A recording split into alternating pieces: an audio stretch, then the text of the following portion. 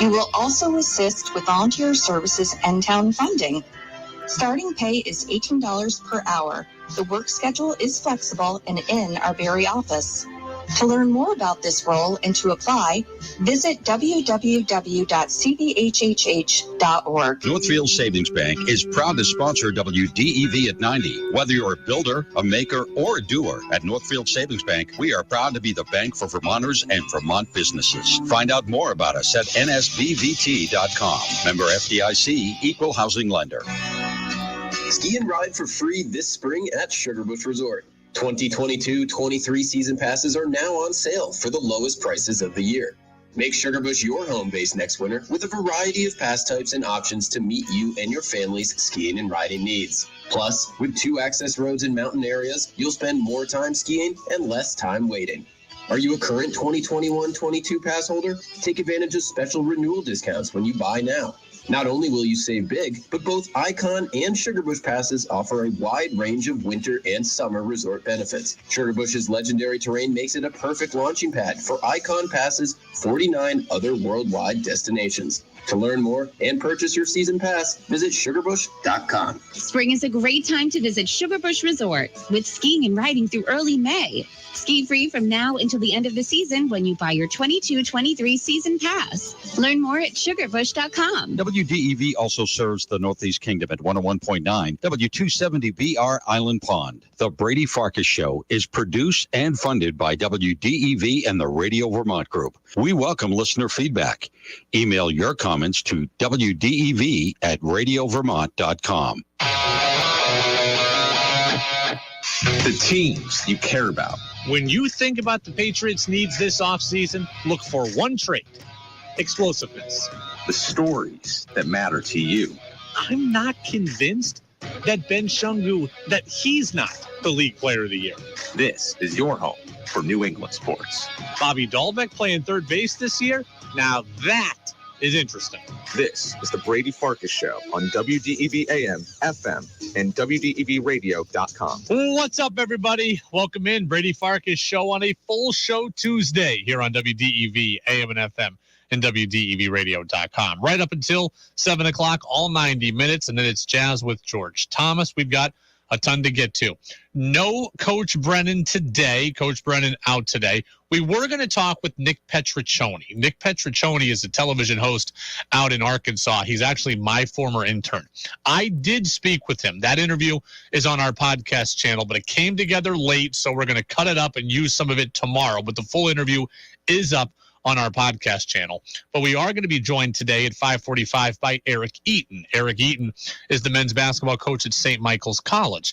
He was a Division I assistant for 18 years, went to the NCAA tournament 7 times. So he knows this drill that UVM is going through right now. He'll help us get ready for how things are, for understanding what's going on with UVM as they get ready for Arkansas. So we'll get ready with Eric Eaton here in about 15 minutes. You can get in, as always, on the Napa-Morrisville, Napa-Waterbury text line. That's 802-585-3026. Your locally owned Napa stores in Waterbury and Morrisville. And you can also get in on the Facebook live stream or the YouTube stream as well. Now, let go. 5, 4, 3, 2, 1. And here we go. And the opening thoughts in the Brady Farkas Show were brought to you by Sticks and Stuff and by Swanton Lumber, Vermont's most complete locally owned home center. Locations in Enosburg, Derby, Middlesex, St. Albans, and at Swanton Lumber. They're online at sticksandstuff.com. I want to ask the audience a question, and I really want an answer from you. I want you to text in. I want you to comment on the live streams, but I need an answer to what I'm about to ask you. When are any of you going to get as upset as I am about what is happening with the New England Patriots? When is somebody going to rise up and get as frustrated as I am? Everybody around you is getting better, and right now the New England Patriots are getting worse. And not only are they getting worse, they are getting much worse. All I hear from people is that, Brady, they went 10-7 last year, and Mac was pretty good for a rookie, and that's all true. But that was last year, and this is now. And right now, the New England Patriots are getting left behind. The Patriots yesterday lost J.C. Jackson. The Patriots today inexplicably traded offensive guard Shaq Mason to the Tampa Bay Buccaneers for a 5th-round pick. Not only did the Patriots get worse, they didn't get enough in return, and they helped Tom Brady in Tampa in a way that they wouldn't help Tom Brady at the end of his tenure in New England. All of that frustrates me. When will somebody say it along with me? This is upsetting. This is embarrassing. What the New England Patriots are doing or not doing is costing them dearly. J.C. Jackson gone. Ted Karras gone. Dante Hightower will be gone. Kyle Van Noy will be gone. And now Shaq Mason is gone too. Remember last year when we said that Mac Jones had it pretty good because he had a pretty cushy setup? He was pretty insulated. He had a lot of help. Well, all that help, a lot of it dissipating. And you already know that I think Mac's not good enough to overcome all of it. And right now, today, he needs to overcome a lot. Patriots offensive line was really good last year. And now, guess what? 3/5 of it, boop, gone. Karras, gone. Mason, gone. Trent Brown, free agent. There you go. There's your great offensive line, kid. Here you go. Go roll the ball out and see if you can go beat all these teams. Defense. Well, he had a good defense last year. That could really help him. Okay. Now you need an entire new linebacker room. And, oh, by the way, you just lost the guy who's has the most interceptions since 2018. When is somebody going to stop just drinking the Patriots Kool-Aid and agree with me? Because what the Patriots are doing here is not good. The Patriots are being lapped by the rest of the AFC. And I don't know when everybody's going to realize it finally. I know it's the off season. I know people typically don't bring their vehemence for the NFL until August. You should be bringing it today. Other teams are getting better around you. You are getting worse. The Buffalo Bills are getting better. The Cincinnati Bengals are getting better. They just added multiple offensive line starters, including one from you in Ted Karras. The Ravens, they just signed a star safety. They are getting better. Cleveland might get Deshaun Watson, and they traded for Amari Cooper. They are getting better. The Chargers, Khalil Mack, J.C. Jackson, they are getting better. Denver got better. You are getting worse. Stop hiding behind last season's record and last season's successes, because last season is just that. It's last season. The Patriots got a 5th-round pick for Shaq Mason. A 5th-round pick for a guy on a reasonable contract who's a top 10 guard in the NFL. A 5th-round pick. And I see Tom Curran of NBC Sports Boston saying, hey, they cut Van Noy, they traded Mason, something big is brewing. And you know what? That's fine. If something big happens with all the savings tomorrow, then I'll come on and address that. But right now, the show is today. I can't just wait for the big move to drop tomorrow or the next day or next week. I'm reacting in the moment. And in the moment, the New England Patriots are worse today, much worse than they were at the end of the season, and several teams around them are much better. That I'm not a fan of. Your best defensive player goes. Your entire linebacker room goes. 3/5 of your offensive line not here. Don't tell me to feel good. If and when something happens with this Patriots savings, then I will address it in time, and I will come back and say that I was wrong to be all worked up. I will do that. That's what you do in this business. You own up to it. But the show is today. The show is now. And right now, I am angry. And right now, the Patriots are worse. Napa Morrisville, Napa Waterbury text line, 802-585-3026. Virginia, over in Starksboro, Belichick is very good at knowing when to not throw money at people. You know, that's a good segue, actually. That's a really good segue, Virginia, because The Patriots need to understand something. They need to understand that sometimes you have to pay a little bit more than you want to. This is the reality of sports. If you are not a championship team, you sometimes have to go over what you wish you needed to. That is the reality, and the Patriots need to come to terms with that. That is how you get good players to come to you when you are not a championship team. I'm not saying spend willy-nilly. I'm not saying overpay everybody, but there are times when you need to do it, and yesterday was one of those times. The Patriots should have and could have paid J.C. Jackson, and they didn't. 5 years, $82.5 million, $16 million per year. That wasn't too much money. That wasn't the Jalen Ramsey $20 million a year that we heard about. The Patriots could have and should have made that type of deal for J.C. Jackson, for their best defensive player. And we focused a lot, football-wise, on why the Patriots needed Jackson. So I'm not even going to bother going over that again. But I saw someone yesterday say something exactly like Virginia said. Credit to the Patriots for having a number in mind with Jackson and not going over it. No, not credit to the Patriots. Bad on the Patriots for losing a really good player at a number they could have afforded, for losing a really good player who's homegrown with you over likely what amounts to a couple $1 million. I get it. They didn't think he was as good as Jalen Ramsey. Fine. The number he got wasn't the Jalen Ramsey deal. They could have done it. They should have done it. Sometimes you have to pay just a little bit more than you want to. I am all for value. I'm all for value.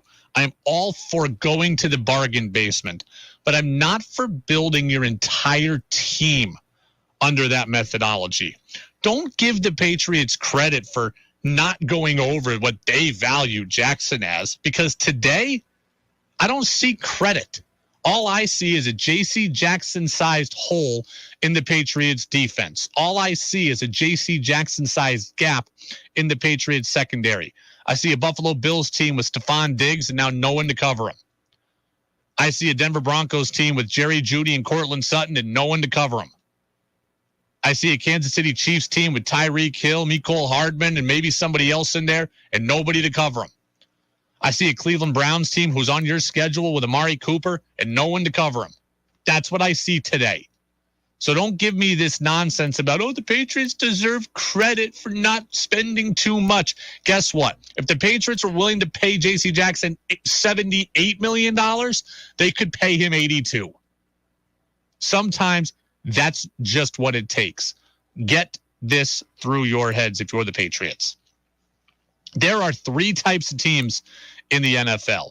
There's the team that has a bunch of money and they can just throw it at everybody. That's what Jacksonville did yesterday. That's what the Jets did yesterday. They threw more. They overpaid everybody because they had the money. They just bought pieces. Then there's the teams where guys will take a little less to come pay. I'll take less to go play with Tom Brady.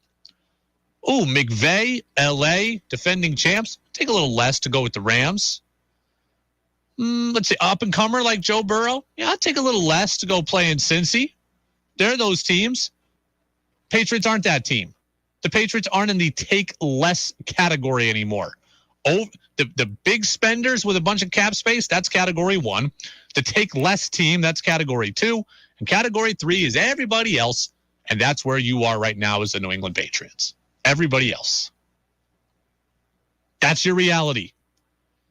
You're going to have to pay a little bit more than you want to. Again, not everybody, not all positions. Don't be ridiculous with your money. But when it's a homegrown guy who's a number 1 corner, who's looking at less per year than the franchise tag would have offered, that's a deal that you do. The Brady Farkas Show on WDEV, AM and FM, and WDEVradio.com. TJ, I'm very confused on what the Patriots are doing, letting go of great players and not even involved in free agency. I agree.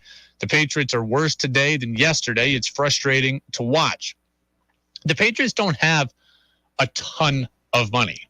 So that is in part why they why they're not huge players in free agency. I get it, but they could have cut Kyle Van Noy. They could have brought in JCJ. They could have made this work. I didn't need them to go out and get 15 guys. I didn't expect them to be in the mix for Devontae Adams, but to go out and basically do nothing other than lose real pieces. Look, they bring back Brian Hoyer, James White, Devin McCourty, and Matthew Slater. A lot of that is good and important, but none of it really, except for McCourty, really moves the needle in terms of the team's performance. Unnamed texter. Oh, no, Tyler and Burlington, rather. My Jets are looking much better. Added starters at tight end, defensive back, guard, and safety. The Patriots better look out. The Patriots are still better than the Jets right now, but I mean, I don't know how much longer that's going to last. If Zach Wilson takes a real step forward, then the Jets are closer to the Patriots than any of us care to admit. The Jets are still the worst team in that division, but if Zach Wilson takes a step forward and the Patriots continue to take steps backwards, the Patriots would be in trouble. The Patriots are closer to the bottom than they are to the top right now. I am confident today the Patriots are still better than the Jets. They're still better than Jacksonville. They're still better than Houston. I think they're still better than Pittsburgh with Trubisky at quarterback. That's 4. And I think they're possibly better than Miami, Indy, and Cleveland. At best, the Patriots are the 9th best team in the AFC. At worst, they're like 11th. And Tom Curran, hey, they saved all this money. They're probably going to do something big. When they do something big, I'll address it. Right now, they don't look very good. I got my buddy Dan text me that we're going to stink next year. Right now, this team stinks. This team right now is a 7-10 football team. Yeah, we got the draft. Yeah, we got the supposed big move that might come. We'll see. The show is today. And right now, they're not a playoff team. They're not even a 500 team. It's the Brady Farkas Show on WDEV, AM and FM, and WDEVradio.com. Let's move over to a happier thought. The UVM men's basketball team, Arkansas, UVM, Thursday night, St. Patrick's Day, NCAA tournament. What's the preparation like from Selection Sunday when the matchup comes out until the tip-off on Thursday? Former Division I assistant and St. Michael's College head coach Eric Eaton. He's going to join me next on WDEV. Support for this portion of WDEV's programming comes from Elevate Pharmacy. Elevate Pharmacy, offering back, knee, ankle, wrist, and neck braces. More information can be found by calling 844-598-6639. That's 844-598-6639. At Northfield Savings Bank, we celebrate the ways you work and why you work. To build a business, to make a brighter future, to do something that matters. You don't do just one thing in your business. Neither do we. Whatever your size, you have goals for yourself and those around you. Our commitment is helping you get there. Builders, makers, doers. Northfield Savings Bank. Find out more about us at nsbbt.com. Member FDIC Equal Housing Lender. Want a college degree but not sure how to pay for it? Or are you a recent graduate and want to pay off those school loans? The Vermont Army National Guard could pay up to 100% of your tuition or get up to $50,000 in loan repayment. Experience the personal fulfillment of serving your community in Vermont during emergencies and natural disasters as you serve in the Guard part-time. Learn more at nationalguard.com. Sponsored by the Vermont Army National Guard, aired by the Vermont Association of Broadcasters and this station. Make your opinion heard by texting onto the Brady Farkas Show at 802-585-3026. Now it's back to the Brady Farkas Show on WDEV AM, FM, and WDEVradio.com.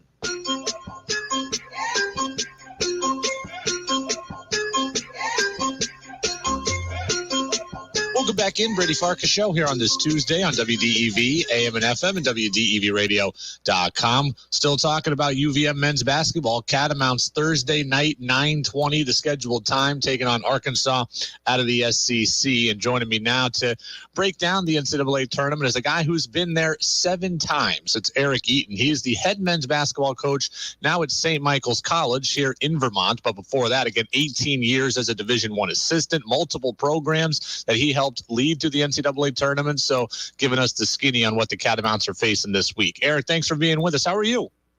I'm doing great, man. Thanks for having me and enjoying it. And obviously an unbelievable time of year. And looking forward to some games, man. It could be some great basketball in the next 3 weeks. Catamounts are playing in Buffalo. You're actually going to those games, and you were going before it was decided that UVM was going there. Yeah, I was lucky enough to grab some tickets. Figured, you know what, I'm gonna take my boys up there and have a little father and son trip if they can stand me that long, and go watch some basketball. And then I was lucky when they say, you know, UVM's there, and then UConn obviously being there too. Coach Moore is my former boss, was an assistant there, and Coach Hurley's a friend of mine. So I'm thrilled, man. There's gonna be some great games, and looking forward to getting out there and watching some basketball. Well, we're hoping that the Catamounts can get a good presence in Buffalo as well. Of all the choices, it's the one that was probably the most desirable from a fan's perspective. Let's talk a little bit about the logistics of this week. You find out your opponent on Selection Sunday. You're playing on Thursday. What is it like from the coaching staff's perspective in terms of getting prepared for your first opponent? It's a whirlwind, man. I mean, it's crazy. I'll tell you what, the guys that do it now, and I know if you ask Coach Becker this question, he'll agree. The guys the assistants that do that stuff now have it so much easier than when I started back in 2000 at Holy Cross. We used to have to use videotape. So I would literally back then, I would have my family, my mother, my in-laws, my friends recording games of teams that would be top seeds in SEC, Big Ten, Big East, and getting videotapes so that as soon as we knew who we were playing, we would have videotapes for Coach Willard right away. Now you get, Synergy has everything at your fingertips, so those guys just open their computers up. They got it easy, man. I'm jealous with the way it is now, but it's a lot. But at the same time, for a lot of these teams that have been multiple times, it's old hat for them. I'm sure Coach Becker and his staff, they do an unbelievable job. They got it streamlined, but you're sitting there and you're just trying to see what's the style, what's the matchup. You really need to know, how does it fit with what you do? Is there anything special you think you might need to do? I mean, I can remember either 06 or 07 when I was at Albany, and we played a UConn team with Hilton Armstrong and Josh Boone and Jeff Adrian and Marcus Williams. And, I mean, we broke the brooms out. We're making layups over a broom because they were one of the best shot blocking teams in the country. So you figure all that stuff out, and then you try to, once that kind of night is over, the excitement ends, and you're just getting down to work. I'll never forget that UAlbany-UConn game, because that was a game that it was almost UMBC Virginia before it was UMBC Virginia. I mean, I grew up in Albany. I was in 9th grade that year, and I remember that was the Jamar Wilson team for UAlbany, and that was you guys were up double digits with 10 minutes left in the second half. We were up 12 with 8 to go, and then Marcus Williams decided to be Marcus Williams and just killed us. He's pretty good. So now, Eric, you went to the tournament with Albany, with Holy Cross, and with Iona, right? Yes. Okay. Yep. What was the best seed that you were ever a part of on your end? Let me think now. The best seed I think was, I'm trying to think now. Holy Cross, one year we were a 14. Albany, I think we were a 14. Yeah, I think that was it, 14. My last year at Holy Cross, we were really good. We played Dwayne Wade's Final Four team in the first round, lost by 4. And then that year at Albany, that second year, we were 14, and we played Virginia, who had won the ACC regular season that year. I think that was a 14-3. That kid Singletary for Virginia went off. That's what I remember about that game. Yeah, well, our guys were pumped because, we had done well the year before, and we had won the league, and Virginia didn't have any real big-name pro, draft pick type guys. And they're running around going, like, it's a game we can win. And I said, certainly a game we can win, but you guys know the ACC, right? You know that league. You don't win that regular season in that league. It's probably pretty good, man. So let's just go through the game plan, get ready to play, and see how it goes. So you make a shot in the first 6 minutes. So UVM gets a 13. That for me is the number where I think you have a realistic chance to be optimistic about a win. We all focus on the 5-12. We know the 12s have a chance. If UVM had gotten a 14, I'd feel a lot less confident. 13 feels like the sweet spot where something fun can happen. Yeah, I wouldn't disagree with you. I mean, as you well know, you've been covering this forever, that it's really the matchup. Like it's how do you, what do you do? What do they do? What are their strengths? What are your strengths? And how can you exploit things that the other team doesn't do well? And, no matter what anybody wants to think, I don't care who you're playing, they do have a weakness. They do have some things that they struggle with. So, you're going to have to figure out what that is for Arkansas or whoever you're playing and see if you can exploit it. If you exploit it well, and obviously we know this too, you need to play well, you need to shoot well, and a little luck doesn't hurt either. Eric Eaton, head basketball coach, St. Michael's College on the men's side. He's here with us on the Brady Farkas Show on WDEV. We're talking about UVM today. Eric's, though, been to the NCAA Tournament 7 times when he was a Division I head coach before coming over to St. Mike's. Look, the easy answer is kind of what you said. You need to play out of your mind, and they need to not play as great. So that's the easy answer. But if you're thinking about it really from a coach's perspective, what's the formula you need to pull an upset in March? I think you got to do what you do. I think that's the biggest thing is all these teams, especially the teams the smaller teams from smaller leagues that won their league, they're all there for a reason. And they're all there because whatever it is that they do, whatever it is they believe in, and whatever their coaches are teaching and preaching and their kids are doing, they do it at an elite level. They do it really, really well. And I don't care what seed you are going into your league tournament, you win your league tournament, that's really, really hard to do, man. And I think that, so you do what you do and you do it really well. And then there's got to be an element of confidence going into it too. There's got to be a belief. And I'll tell you what, I was at the championship game, the America East, the other day, and I've seen a lot of good teams play, man, but Vermont's got belief. They know they're good. And it's not in a bad way. They know they're good. Ryan Davis and Ben Shungu are playing as well as any two guys I've seen in that league or league like it. In a long time, and their team in general, they're really together and they're tough. And if you believe and you do what you do really, really well, I'll take my squad into that battle and see how it goes. Of all the stupid things that you could fixate on going into a matchup like this, the stupid thing I'm choosing to fixate on is the time of game. This one is something that I am stuck on, and I don't think it works in UVM's favor. I hope you tell me that I'm crazy, but the game time is 9:20. It's not going to tip off until 10, I'm sure. And my thought process is that if this game was at 12:15 and it's the first game of the day, UVM can really catch Arkansas by surprise. By 10 o'clock, Arkansas is going to have already seen that 2 other high seeds were upset, and they're going to the element of surprise is going to be gone. Is that a real fear of mine, or is that something stupid I'm fixating on? No, I think it's real. When you're a higher seed and you're playing a good team, and that's always a concern. I mean, I'm sure that there's probably somebody that's on ESPN or CBS or whatever that's covering this that said, Vermont is picked Vermont in an upset, and I'm sure that the staff at Arkansas is putting that right on the board, man. So, yeah, it's definitely. I definitely think that's real, and I agree with you. The early game too. You jump out there, you start playing. You're the first game on TV, and the one thing they will have going for them, I would think, because places I've been, is that all the other teams that are in their pod are going to be cheering for them, yes. Especially the higher level teams. They're going to be cheering for them. I mean, you talk about that UConn game.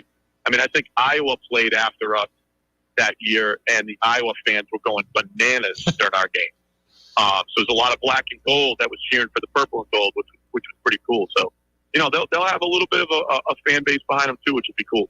Let's talk a little bit about your program. I know you're out on the road recruiting before you get to these NCAA tournament games on Thursday. You've had a tumultuous tenure, not for anything of your own doing, but because of the pandemic here over the last couple of years. You just completed your 3rd year at St. Mike's at the helm of the program, 8-16 overall. What is where are the Purple Knights at right now? You know what? I think we're in a really good place. I'm really happy and excited about where we're at right now. we had Patrick Gardner, who was our 6'10" guy, who was first-team All-League player and second-team All-Region, which was really special for him. And I got a lot of young guys, a ton of experience this year. There was a point, during the last, 10 games where I was starting 4 freshmen and a junior. I think I aged about 15 years in that 8-week period. But we got a ton of guys who got a ton of experience, and my guys are hungry. I'm really, really excited about their approach to what they're doing. They're in the gym, they're crushing the weight room right now, and they're hungry, man. They want to climb out of where we've been, and they're trying to wash this losing off of them, and we're trying to take a big step next year. So, it's a big summer for us. We're actually taking a tour of Canada in August, bringing our team back, and we raised a ton of money last year to take them up to Canada. So we'll get to practice 10 days and play 3, 4, 5 games in August and kind of get a jump start in the season. And I think by the time we rolls around next year, we'll get healthy and we'll be ready to go. Eric Eaton, men's basketball coach, St. Michael's College. He's on the road to Buffalo to see the UVM Catamounts Thursday night. I can't imagine anything more fun than St. Patrick's Day and UVM playing at almost 10 o'clock at night. It's going to be a fun scene in Burlington, I'm sure, watching that game. And, Eric, you're going to enjoy it from a good seat in the arena. So, man, we appreciate the time and the perspective. Enjoy the games. And hopefully in about 12 months from now, we're having the same conversation about your program. So we'll look forward to that day. I appreciate that, man. Thanks a lot. Great being on. Well, I appreciate you as well. Eric Eaton, the head men's basketball coach at St. Michael's College and a longtime Division I assistant, 7 trips in his own right to the NCAA tournament. Great stuff from him. We'll continue to react to some of what he had to say in hour number 2. We will get the CBS National News update, and then we come back. It's officially time to turn the page. All of us together need to turn the page. I will tell you what exactly I'm referring to. That comes up on the other side of the CBS National News update here on the Brady Farkas Show on WDEV, AM and FM, and always streaming at WDEVradio.com. 96.1 WDEV FM Warren, 96.5 W243 AT Barrie, 98.3 W252 CU Montpelier, AM 550 WDEV Waterbury. This is CBS News on the Hour, sponsored by Dell Small Business. I'm Matt Piper in New York. A 6th round of talks happens tomorrow between Russia and Ukraine. More on today's talks from our Steve Fireman. The talks lasted into the night. When they ended, there was perhaps a glimmer of hope. A member of the Ukraine negotiating team, a senior advisor to President Vladimir Zelensky, said, although the process is very difficult, there is certainly room for compromise. No specific details about the talks were given, but the advisor says there are fundamental contradictions. The discussions ended with the two sides agreeing to meet again on Wednesday. Steve Futterman, CBS News, at the Poland-Ukraine border. Also tomorrow, Ukraine's president will deliver a virtual speech to Congress to talk about the war. Today, he gave a similar address via interpreter with Canada's parliament. Close the airspace. How many more cruise missiles have to fall on our cities until you make this happen?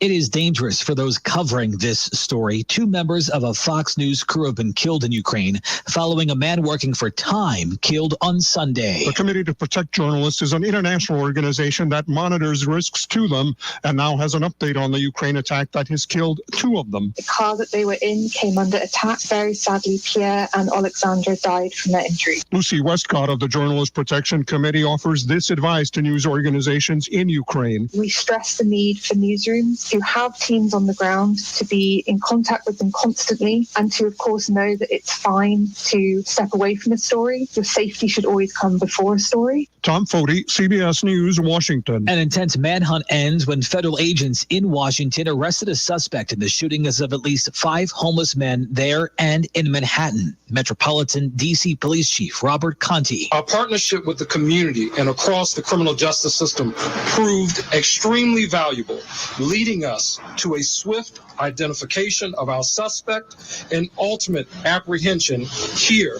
in Washington, D.C. A fourth shot? Pfizer is said to be looking to ask federal authorities for emergency use authorization of its COVID-19 vaccine for those 65 and older. CBS's Dr. David Agus. What we know is that after every shot, especially antibodies, go down about 6% per month. So from this data in Israel that showed a benefit and really no harm, they're going to go forward with emergency use authorization for that fourth shot. Spiraling inflation is costing the typical U.S. household an additional $296 a month and shows little sign of slowing soon, so says Moody's Analytics. The Dow gained 599. This is CBS News. Dell's semi-annual sale has arrived. Save up to 45% on Dell business computers with Windows 11 Pro and get an easy start to your workday. Just call 877-ASK-DELL. Are you tired of living with chronic pain, knee pain, joint pain? Listen carefully, because now there are new treatments available, not talking surgery or steroids. These are regenerative treatments from the medical professionals at QC Kinetics. QC Kinetics is the leader in these exciting biologic therapies that help restore and repair damaged tissue in your joints with lasting results. If you've got pain in your knees, shoulders, hip, or back, joint pain that won't go away, you need to check out these new treatments with astonishing patient satisfaction reports. They can actually help your body restore and repair itself with no downtime, no drugs, and no surgery. Call now to schedule your free consultation at QC Kinetics. Call 802-PAINLESS. You need to learn more about how biologic therapies are changing the way we think about dealing with joint pain. It's exciting stuff. Don't wait. Call today. QC Kinetics, 802-PAINLESS. That's 802-PAINLESS. Just because you're away from your radio or out of our broadcast range doesn't mean you have to miss out. Listen live on the WDEV stream, brought to you by AARP Vermont. WDEV's morning, midday, and afternoon news services, Vermont Viewpoint, and the Brady Farkas Show can all be found on the WDEV stream at WDEVradio.com. Brought to you by AARP Vermont, working to bring down the cost of prescription drugs for all Americans. AARP.org/VT. As temperatures start going down, you should go up to your attic and protect your comfort with Knopf insulation, available at Sticks and Stuff and Swanton Lumber. Adding rolls, bats, or loose fill insulation can keep your house warmer in the winter and cooler in the summer, and save you up to 20% on energy bills. Sticks and Stuff and Swanton Lumber in Middlesex, St. Albans, Enosburg, Derby, and Swanton. Sticksandstuff.com. Sticks and Stuff and Swanton Lumber, we've got the right stuff for you. WDEV at 90 is brought to you in part by New England Municipal Resource Center, NEMRIC, a company that recognizes the value of Vermont and all things local, municipalities, businesses, and WDEV. Want Brady to hear your opinion on the sports stories of the day? Text in at 802-585-3026. Now it's back to the Brady Farkas Show on WDEV AM, FM, and WDEVradio.com.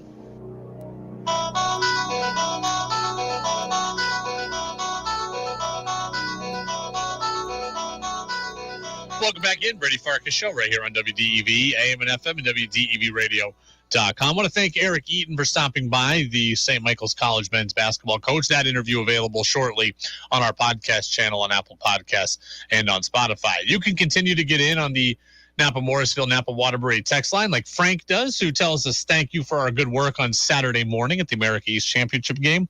That was a lot of fun. And now we're on to the NCAA Tournament. Catamounts in Buffalo to take on Arkansas Thursday night at 9:20.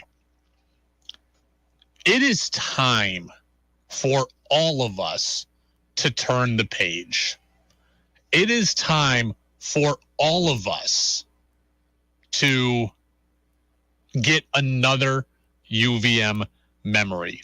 You know, let me preface everything this way. I've grown up a Seattle Mariners fan. You all know this, right? Obviously. And as a Mariners fan, there's one defining moment in the franchise's history. And for all of eternity, it's been the same moment. 1995, it was the Mariners beating the Yankees in Game 5 of the American League Division Series. It was a walk-off hit by Edgar Martinez and Ken Griffey Jr. rounding third and scoring. For the Seattle Mariners franchise, that is the highlight. And I love that highlight. I love the call. I love the players involved. But as I get further and further from 1995, from that play actually happening, I just think, Man, it would be really great if the Seattle Mariners could create another memory. If they could have just one more great moment, one different moment. And then, heck, if they could even add on and make a few different moments, that would be great. But let's start with one. That is where UVM is. UVM has an incredible piece of NCAA tournament folklore in its back pocket. 2005 against Syracuse, Sorrentine from the parking lot. We all know it. You know where you were when it happened. We all love to hear it. We all love to talk about it. And heck, I love to play it. Is this it? Let me tell you once again, comes down to fundamentals. Oh, my goodness! Sorrentine hit that one from the parking lot. And Vermont has a 59-55 lead. Sorrentine from the parking lot is an incredible moment. But right now, it's a stand-alone moment. I want UVM to create that next moment. I want them to create that next memory. I want them to be looking forward, and I want something that can define this generation of Catamount fans. And I really think that Thursday night can be that opportunity. I want Thursday night against Arkansas to be that opportunity. I know that Arkansas is good. They're a 4 seed. It's a prerequisite. If you get a 4 seed, you're good. They're in the SEC. They're bigger. They're faster. They're stronger. They've beaten Tennessee. They've beaten Kentucky this year. Of course, they're good. They have my respect. But this UVM team, this is the time. This is the time for that new memory. This is that time for that next memory. As great as 2005 is, that was 17 years ago. We as a fan base cannot just be beholden to that memory anymore. It's great. It will never go away, but there needs to be a new one. There needs to be another program-defining win, another program-defining moment, and this is the time. The Catamounts are a senior-laden group. They start 5 players that are seniors by academic standing. Shungu, Davis, Missoula, Powell, Sullivan. 5 seniors. They've got age. They've got experience. Some of them have tournament experience. They've got veteran experience. They've got players who have been through adversity and who have overcome. They have a hugely dynamic 1-2 punch in Ben Shungu and Ryan Davis that garners real respect around the nation. Here's Jake Marsh, college basketball insider over at Barstool Sports. I think they have the best 1-2 punch in mid-major basketball. It's Ben Shungu and Ryan Davis. So Ben Shungu, number 24. He's actually a Burlington, Vermont native.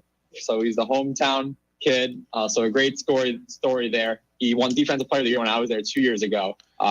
He's a great court general. And then he gave great kudos to Davis as well. UVM has the ability to shoot the 3. They can get hot. They can have multiple guys that can score. This is the time.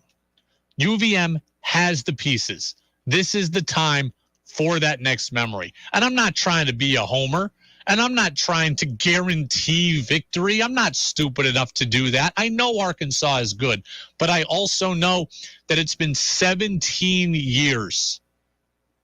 17 years since Sorrentine from the parking lot. And as fun as it is, and as good as it is, I want to create that next memory. I've been here for 6 years, and every March, I want to talk to Sorrentine, or I want to talk to Coppenrath.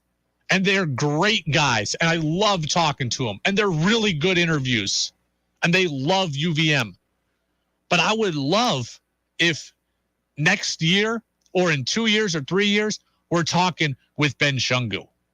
We're bringing on Ryan Davis. And they are this generation's Sorrentine and this generation's Sorrentine and Coppenrath, excuse me. Okay, there's a lot of great tournament moments, aren't there? Every year we see it. Bryce Drew, Valparaiso beating Ole Miss in like 1998. Every year he hits the three-pointer from outside the arc, and then he dives at center court, and the whole team piles on him. That is Valparaiso's moment. That's 25 years ago. Don't you think Valpo would like another moment? Why can't you remember all of VCU's moments? Because there have been more than one. VCU got to the Final Four a couple years ago. Before that, they had beaten Duke. There's different things to choose from. In fact, some of them run together because there's not just one. I want UVM to have that kind of catalog of memories to sift through, where it's difficult to remember exactly what happened and where, because there's just so many of them. Let's start with one more. Let's get this one first. Let's get this one on Thursday night. But that's where I want UVM to be. I would love nothing more for the Seattle Mariners to make the playoffs this year and to do something special so that as great as the 1995 memory is, there can be a new one in its place for this generation of fans. That's what I want as a Mariners fan. That's what I want as a Catamounts fan. 05 special. Never go away. Put it in the history books for the Catamounts. Make another one. This is the time. And you know what? This team believes that they can create that next memory. Did you hear Ben Shungu on Saturday morning talking with ESPN right after the game? Did you hear this? We can compete with any team in college basketball. Our coach said that before, and I've said that before to my team too. And I like any matchup that we get. Any matchup that we get. I like any matchup that we get. This team is not going to be intimidated. Period. They've played with Maryland. They played with Providence, who's a tournament team this year. They won on the road in a tough environment without Ryan Davis at Northern Iowa. They've been close in these matchups before. They know they can play with these teams. They're not going to be intimidated.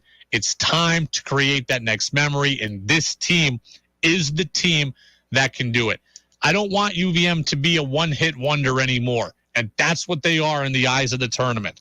What separates VCU, Gonzaga, Loyola Chicago, Davidson?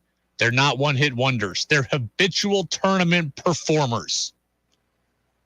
And that's where I want UVM to get to, where there is that catalog of memories, that catalog of moments to choose from. I don't want to just be Valpo. I don't want to just be Florida Gulf Coast, where there was the one great year where you won 2 games. I'm not looking for that. I'm looking for now the program to create that next memory and then build upon it moving forward. That's what I want. That's what's at stake Thursday night. It's the Brady Farkas Show on WDEV, AM and FM, and WDEVradio.com. Get a couple people saying they're going to pick the Catamounts in their bracket. I'm going to pick the Catamounts in my bracket too. I think that they are that good.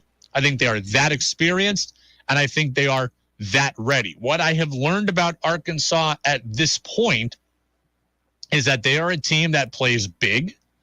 They do like to play fast, but they do not shoot the three well, and they do not defend the three well. That plays into UVM's hands, especially on UVM's offensive side of things. Ben Shungu, Finn Sullivan, Justin Mazzulla, Aaron Deloney, they can all hit the three. Davis can hit the three. I think UVM's going to pull a lot of threes in this game. I would not be shocked if they took 30 threes, similar to what they did against Florida State a couple of years ago. Shoot the three, hit the three, and try to neutralize Arkansas's size, because Arkansas plays with a lot of big guys.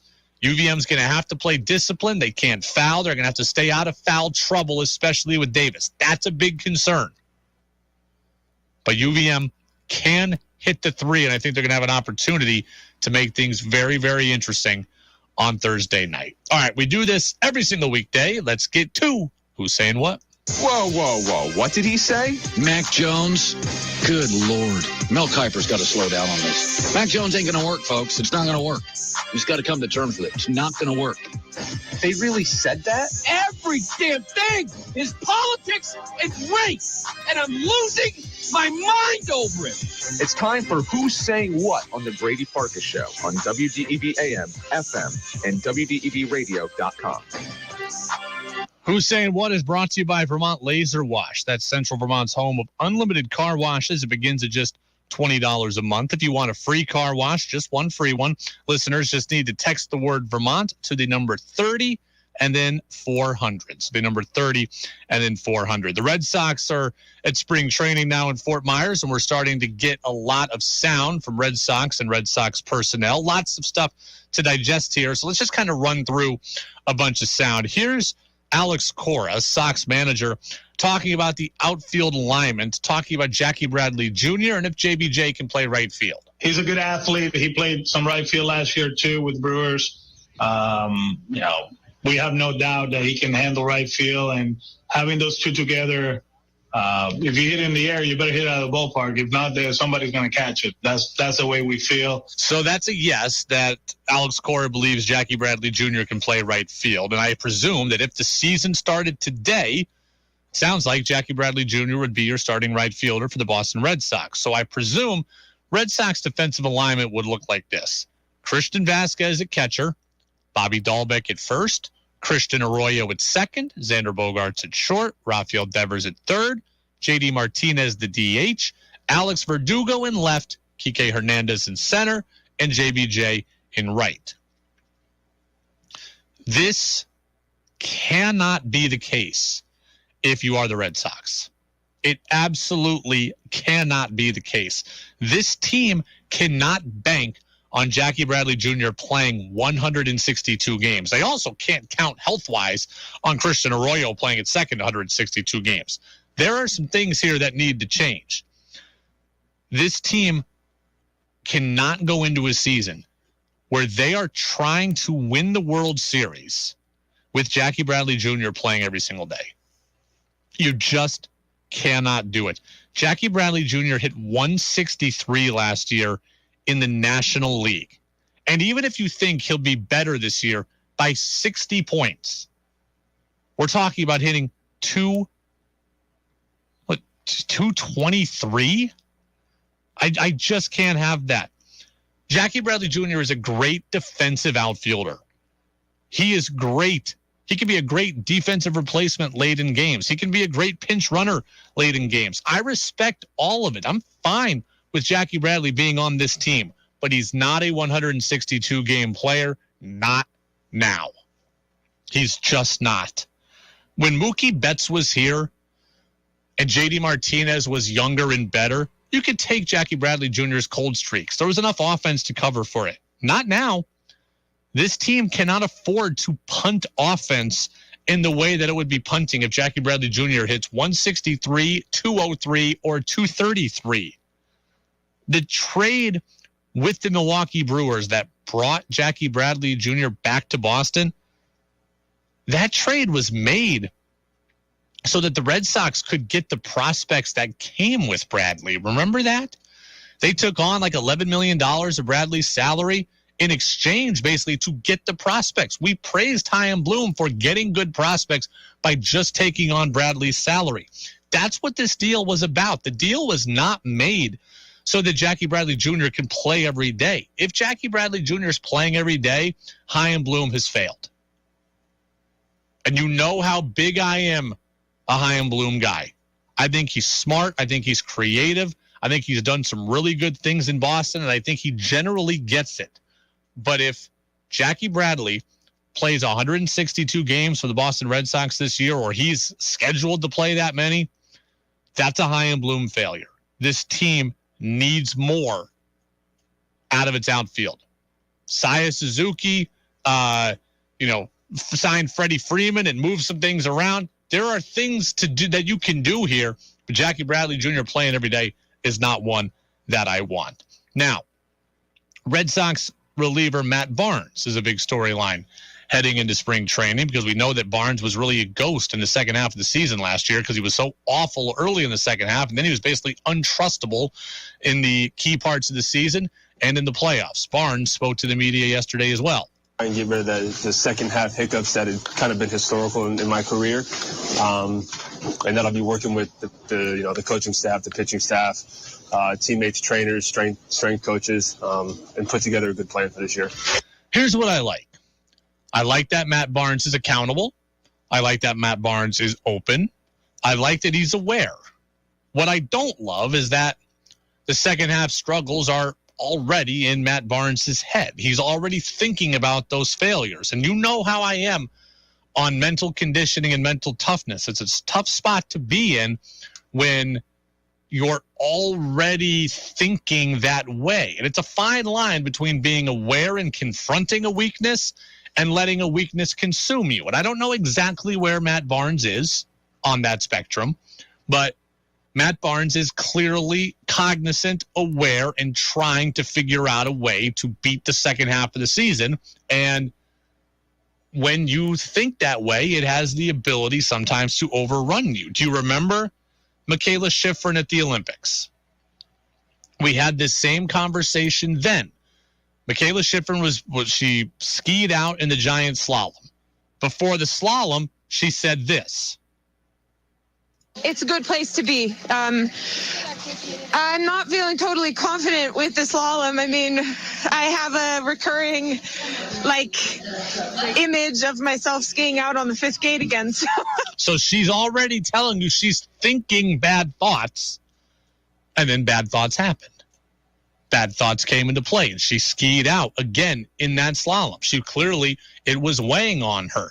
I don't know that it's weighing on Matt Barnes similarly, but it is something that he's thinking about, something that I noticed, and something that at least alarms me. Again, it's a fine balance between being aware and being overrun by a thought.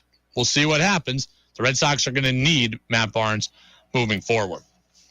No sound on this one, but the Red Sox apparently have entered the Freddie Freeman sweepstakes. John Heyman of the Major League Baseball Network says the Sox are one of the suitors out there for Freeman. Remember, Freeman's not going back to the Braves because they traded for Matt Olson of the Oakland Athletics and subsequently signed him to an 8-year deal. I think getting Freddie Freeman would be a great move. Whether it's a 1-year bridge deal or a 6-year deal, I think getting Freddie Freeman would be a great move. It would cost you a lot money-wise, but you have the money. The CBT got raised. You've saved over the last couple of years here. You can get Freddie Freeman, and I think it would be an awesome move. It would keep him away from the Yankees and Blue Jays, and it would upgrade your offense extremely well, and it would help your defense. Here's what I think you could do. You could send Freeman to first base. You could put Dahlbeck in left, Verdugo to right, and you get Jackie Bradley Jr. off the field, which is what I just called for. Jackie Bradley goes to be your fourth outfielder. And at that rate, he may be one of the best fourth outfielders in the entire league.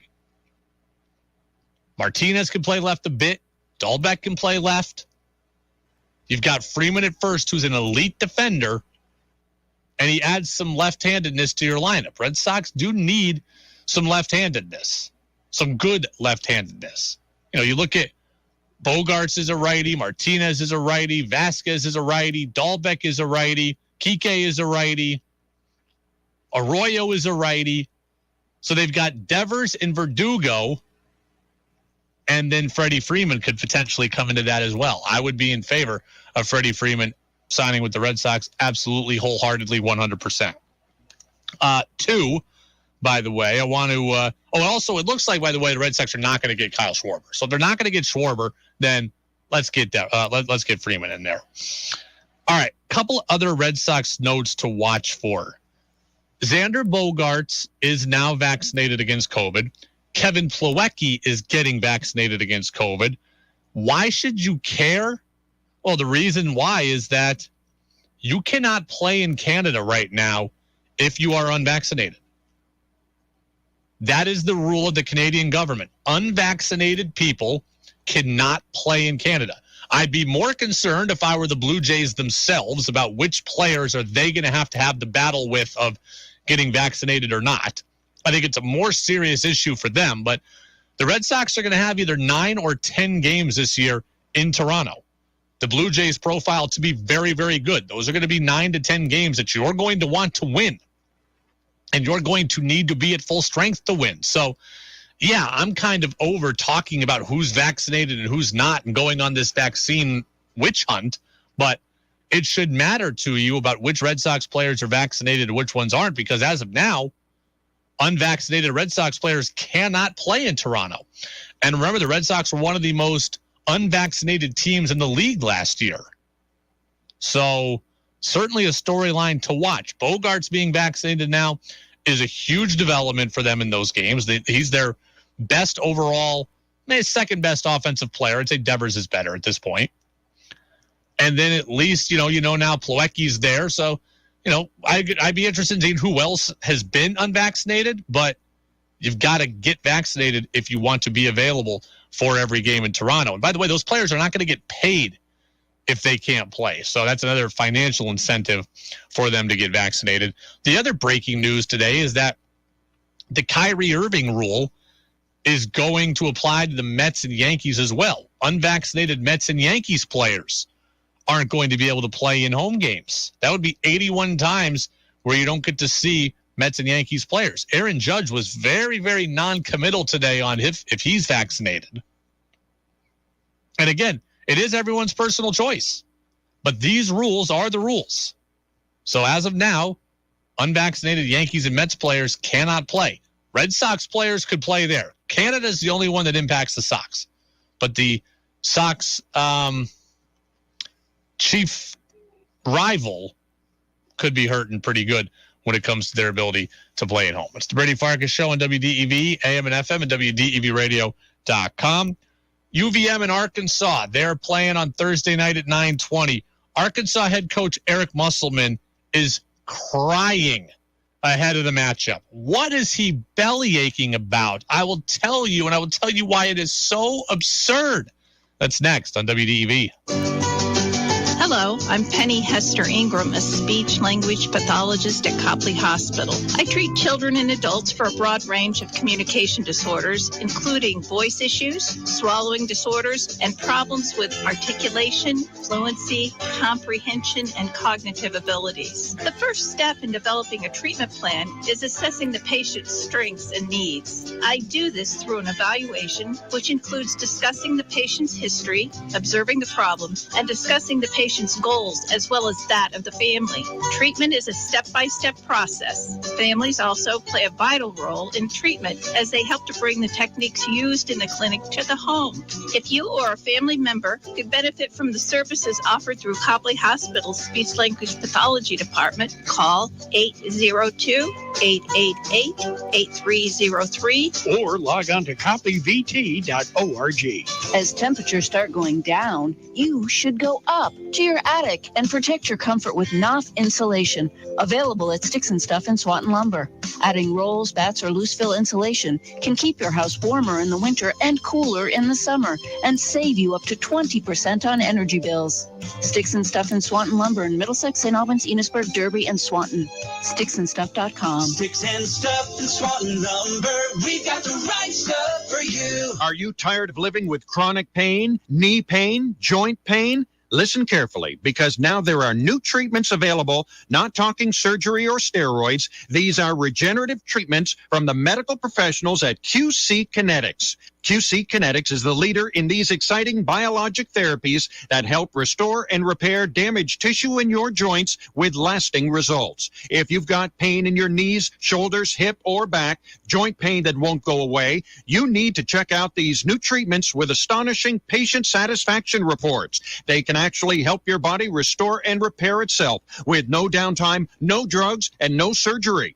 Call now to schedule your free consultation at QC Kinetics. Call 802-PAINLESS. You need to learn more about how biologic therapies are changing the way we think about dealing with joint pain. It's exciting stuff. Don't wait. Call today. QC Kinetics, 802-PAINLESS. That's 802-PAINLESS. painless. Hello, I'm Melanie Scott at the Vermont Agricultural Credit Corporation. VAC provides financing for Vermont farmers, agricultural facilities, and forest product businesses. Since 1999, VAC's experienced agricultural lenders have been working with Vermont farmers, helping them start, expand, and diversify their businesses. If you're a Vermont farmer or agricultural business in need of financing at reasonable rates and terms, give VAC a call. Learn more at vida.org or call 802-828-5627.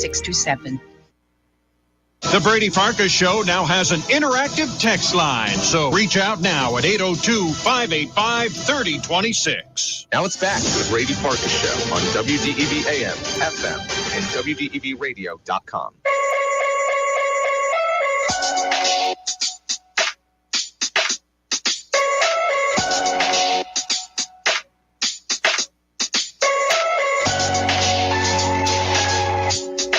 Welcome back in, Brady Farkas Show, right here on WDEV, AM and FM, and WDEVradio.com. We're going to get to the belly aching of Eric Musselman, the Arkansas basketball coach, in a second. But I had a question on the Napa-Morrisville, Napa-Waterbury text line. Texter says, can unvaccinated opposing players play in New York City? So, like, could Red Sox unvaccinated players play against the Yankees? That answer is yes.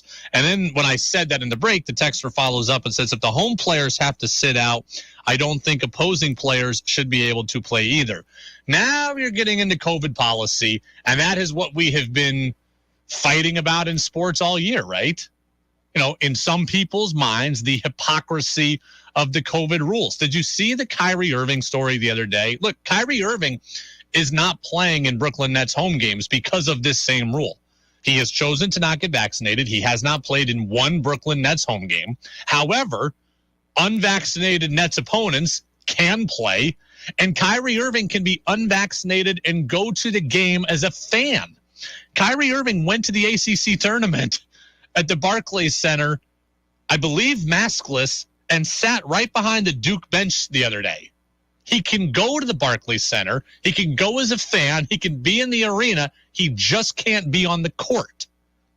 So we're at a weird place in COVID policy where not all of this makes sense. The reason why this rule exists is that the mayor of New York, as I understand it, has a rule in where they want to keep people who work in New York City safe and accountable.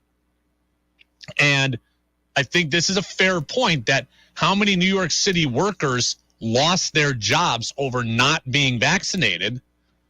Well, the mayor doesn't want to then go and say, well, yeah, but you know what? Our athletes in New York, they're allowed to be okay. I don't think the mayor has said as much. Like, he doesn't want that backlash.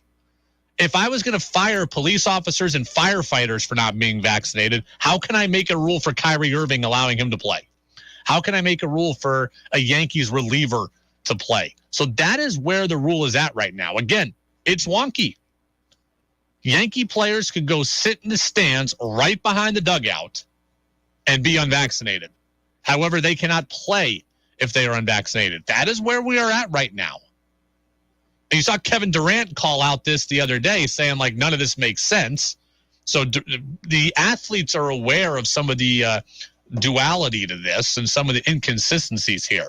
So that's where we're at. Unvaccinated Red Sox players cannot play in Toronto. When the Red Sox go to Toronto, they have to bring a fully vaccinated roster with them. It does not matter if they're unvaccinated, they're not playing in Toronto. And that goes for every team in the league. So I'd be worried about any Red Sox or about any Blue Jays opponent, and I'd be worried about the Blue Jays themselves if I were the Blue Jays. I mean, how many players do they have that are unvaccinated? So that's something to watch for there.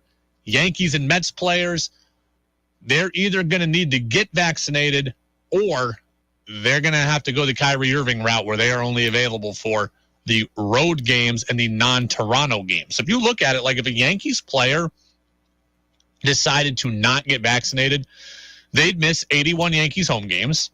They'd miss their 9 or 10 road games against the Blue Jays.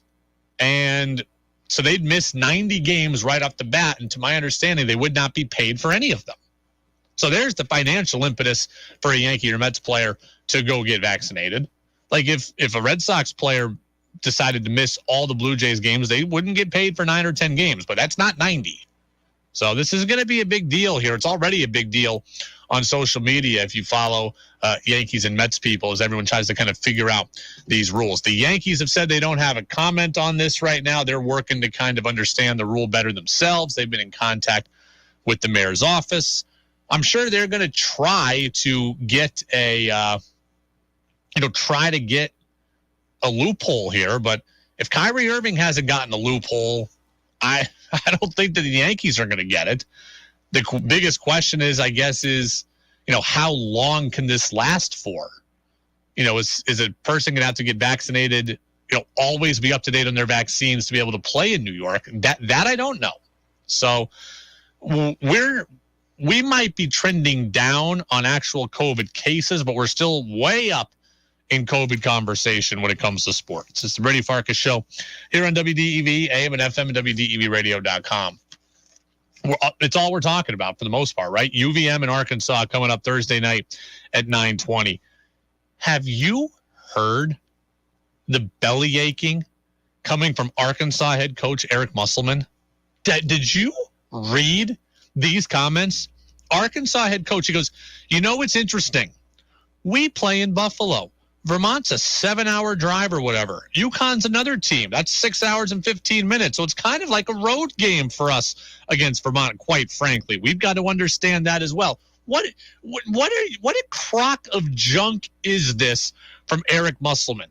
Eric Musselman, the head coach of a team in the SEC, of a team that beat Kentucky, of a team that beat Tennessee, is afraid of the crowd contingent that Vermont is going to bring? Are you kidding me? Eric Musselman is crying foul because Vermont is 7 hours away from Buffalo and his school is further than that? I mean, my goodness. If you don't like where you've been seated, here's my advice, Eric Musselman. Go get the number 1 seed and then get seated right in your backyard. There's my advice to you.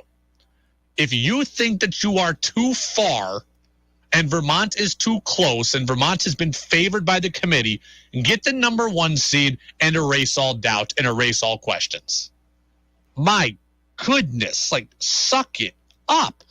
I'd be more annoyed about UConn than I would Vermont.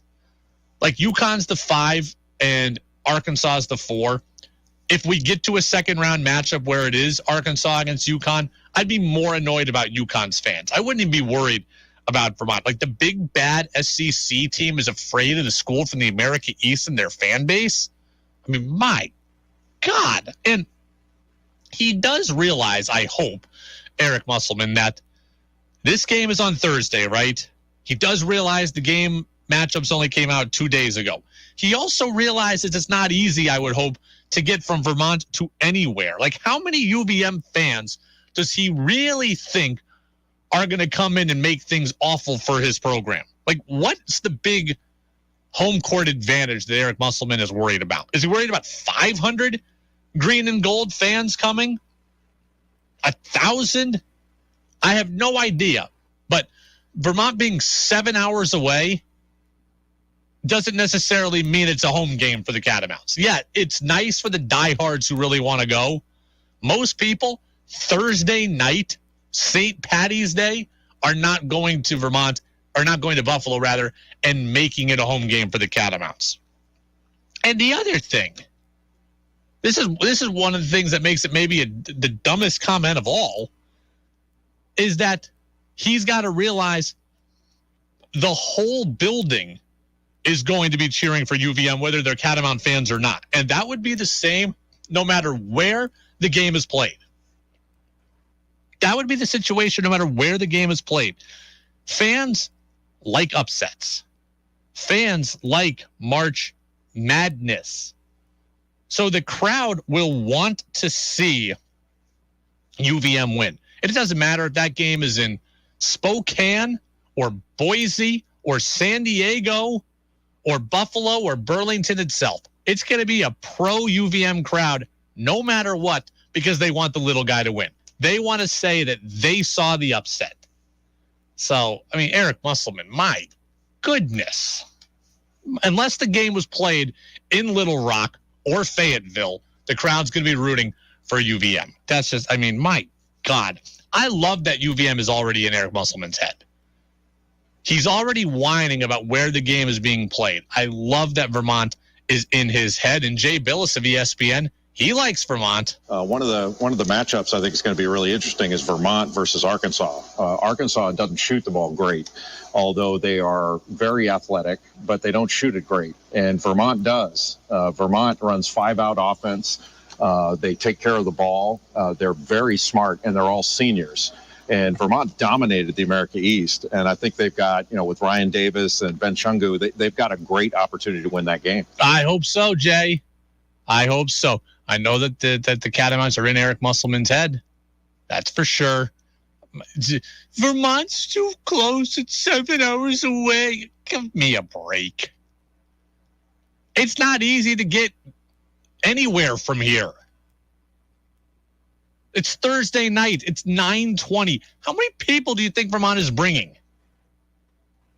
Like, you coach in the SCC. You play on the road at Rupp Arena. You play on the road at Tennessee. And you're afraid of Vermont? Come on. 802-585-3026, Napa Morrisville, Napa Waterbury text line.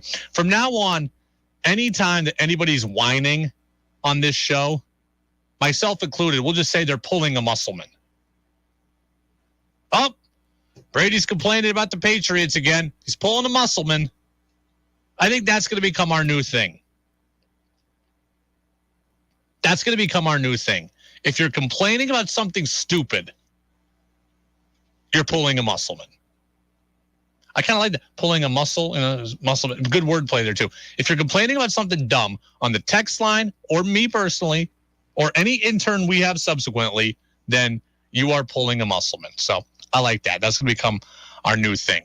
Our show, by the way, is brought to you in part by Pro Driver Training. That's Pro Driver Training, Vermont's premier truck driver training school, online at prodrivercdl.com. They are located in Enosburg and up in Milton. So, again, they can help you with your Class A CDL, your Class B CDL, passenger and advanced skills training as well.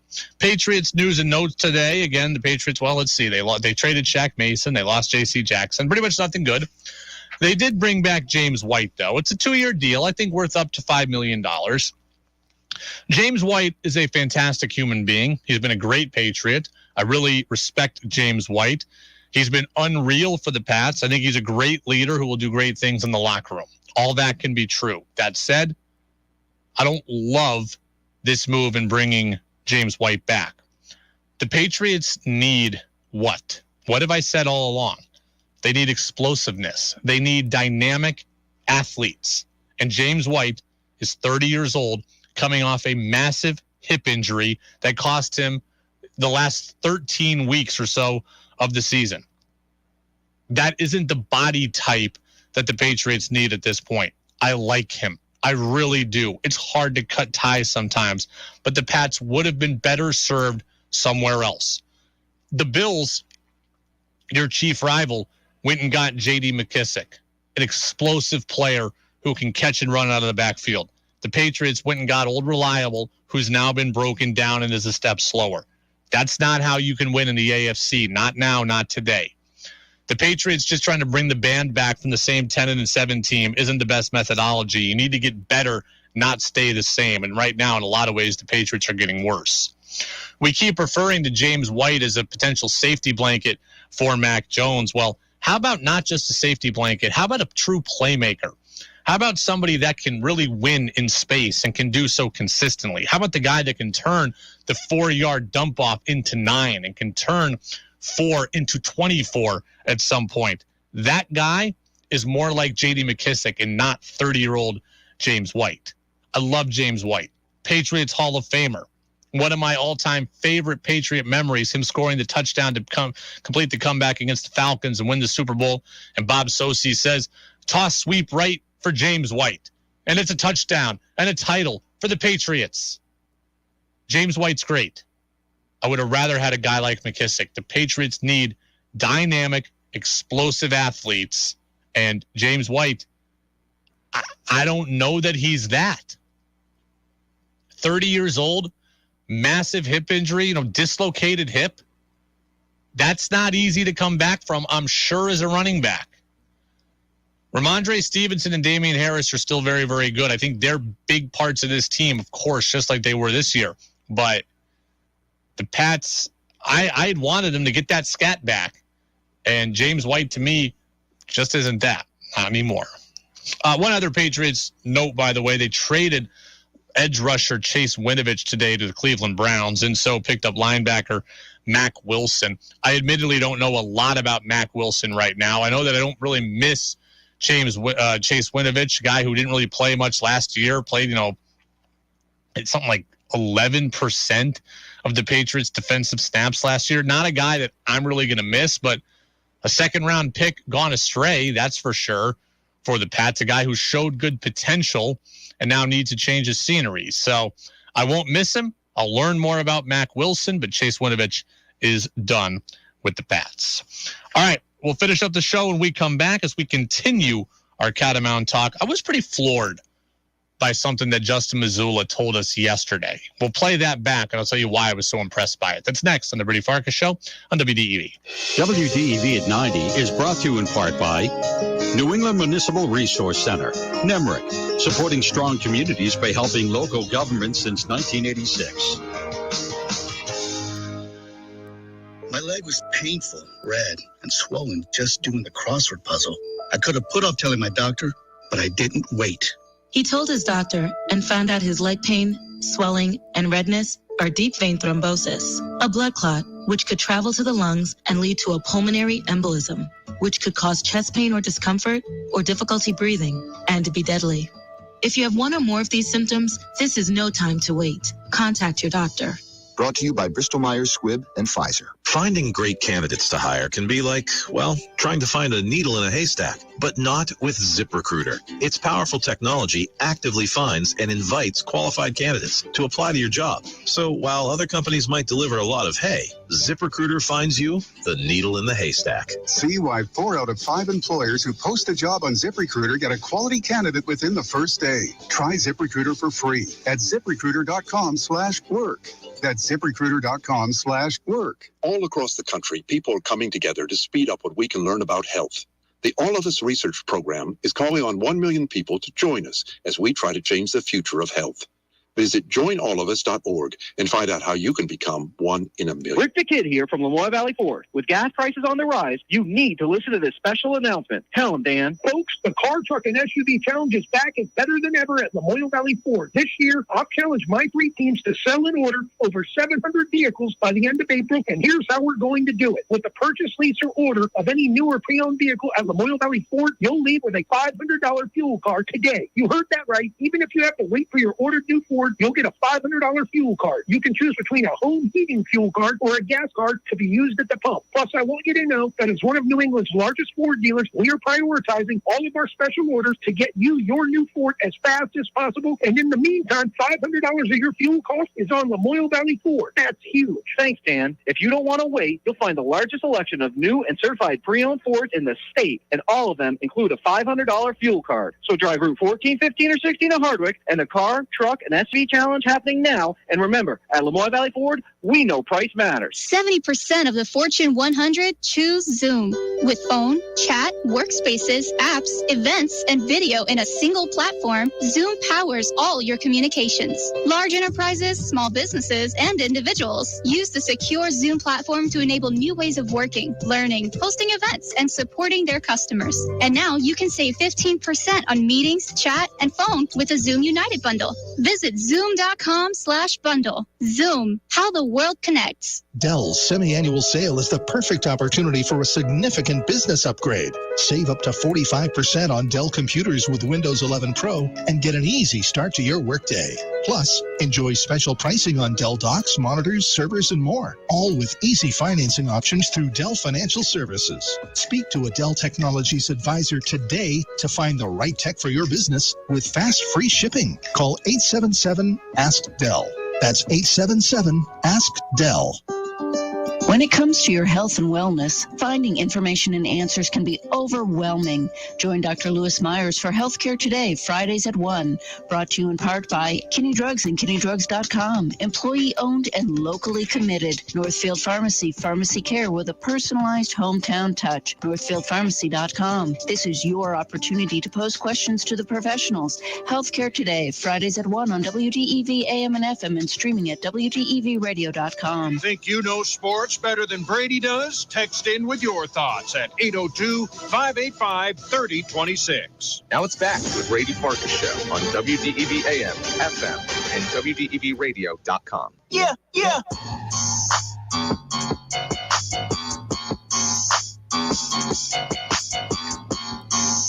Welcome back in. Brady Farkas Show right here on WDEV, AM and FM, and WDEVradio.com. Jazz with George Thomas is coming up next, and then it's ESPN Radio with Freddie and Fitzsimmons. Want to remind everybody to download the podcast when the show is over. Just go to Apple Podcasts and on Spotify. You can also check us out on YouTube as well when the show ends. I really enjoyed my interview yesterday with UVM men's basketball standout Justin Mazzulla, and I asked him about transferring in to a program and what it was like to come into UVM from George Washington and how difficult it might have been to balance your own personal goals with, fitting in with the team. I was really impressed by his answer. Well, I mean, when you're younger in college basketball, I think it's harder because you always want to score a lot. You want to be the best on the team. You want to do this, you want to do that. You have all these personal accolades that you want to accomplish. But when you get older, fortunately, I was a junior when I transferred, so I was like, okay, I don't need to do that stuff anymore. I really don't want that. I just want to win. I was so impressed by that answer. Such a mature answer, and an answer that I think is really hard for some people to get to, a conclusion that's really hard for some people to get to. Think about what college athletes who transfer go through, right? Think about what they want. They want to come in and they want to prove that they're good enough to be there. And they have a finite amount of time to make that point. So when college athletes transfer in Mazzulla's case, as a junior, like you came here for a reason. You want to play. And you don't have 3 years to figure it out. I got 2 years here. That's it. That's all that's left probably in my entire career. It would be easy to be selfish. It would be easy to look out for you. It would be easy to figure out how can I get into the lineup. And in Mazzulla's case, it's like, look, man, I don't need to do those things. I don't need to force shots. I don't need to try to score 15 a game. If they need me to score 5 and play defense, I'll do it. If they need me to score 8 and rebound, I'll do it. If there's a day where they need me to go off, then I'll try that too. But I just thought it was such a mature answer from a mature player and a guy who has great perspective. Again, Justin Mazzulla lost his dad last year, and I'm sure I have not lost a parent, so I can only imagine what he went through. But I'm sure it has given him some perspective and some different perspective, and he's realized exactly what's important and what's not. And clearly to him, what's important is winning. He went on to say that, like, when I came to UVM, they knew how to win. I didn't.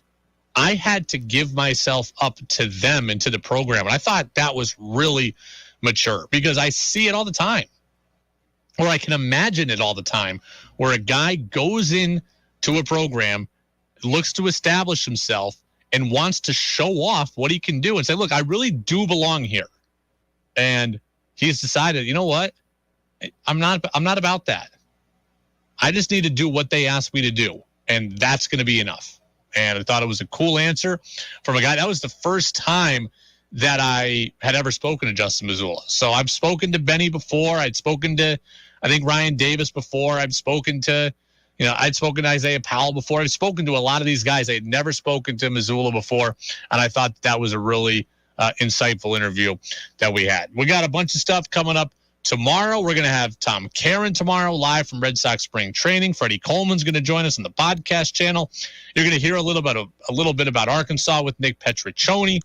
Later in the week, we're going to have another Arkansas insider. Brian McLaughlin is going to stop by. He is the UVM radio announcer for Learfield Sports. So we got a lot of stuff cooking this week. UVM, Arkansas, Catamounts, Razorbacks, Thursday night, 9:20 from Buffalo. We'll continue counting down until that. And hey, maybe by the time we get on tomorrow, the new big move that the Patriots are supposed to have made with all of their cap space will have happened. We'll talk about all of that as well coming up tomorrow. But so much to continue to recap as always. Show brought to you again by Pro Driver Training, Vermont's premier truck driver training school. Check out the podcast on Apple Podcasts and Spotify.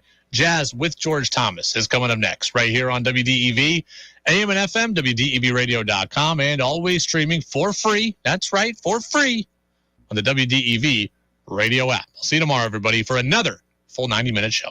Rick the Kid here from Lamoille Valley Ford. With gas prices on the rise, you need to listen to this special announcement. Tell him, Dan. Folks, the